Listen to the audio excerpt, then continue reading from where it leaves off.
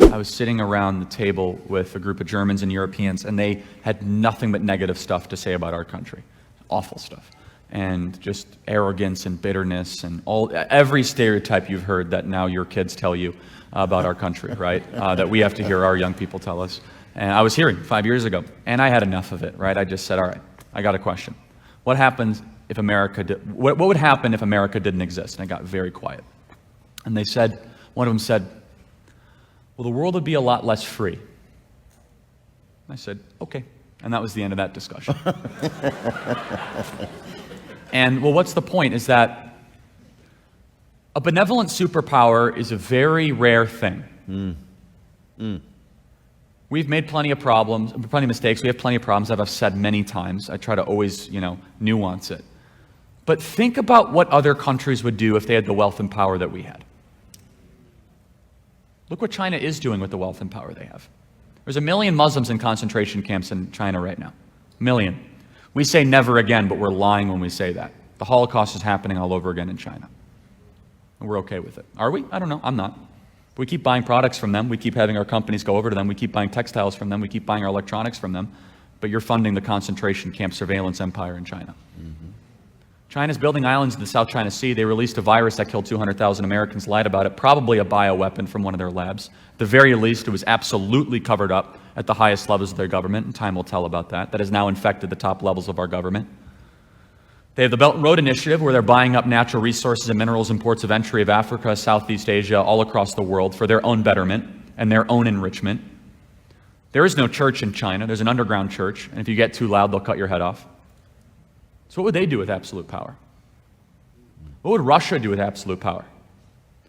Where they poison dissidents and throw them in prison. Where there is no freedom of speech. Where Vladimir Putin is very popular. Just look at the elections. Right.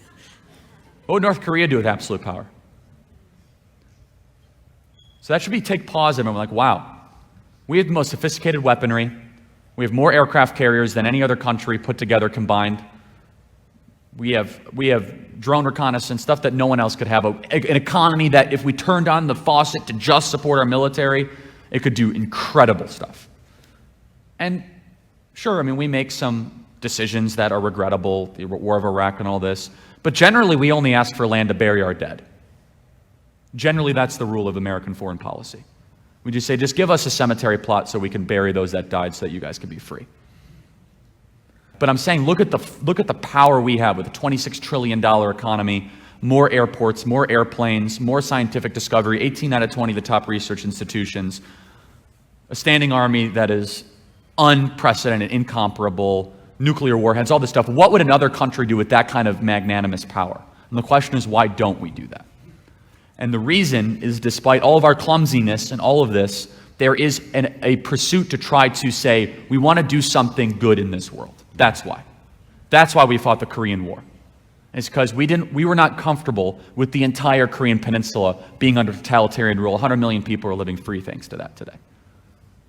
And the same can be said for World War II is another phenomenal example of that, where the European continent was in absolute crisis. And many people from this region of the world rised up to never come back, to go fight land that their relatives would never visit, to go liberate a continent from absolute ultimate evil, so that the intentional extermination of the innocent would stop. Yeah, that's a country I'd be proud of. That's good. Very good. Very, very good.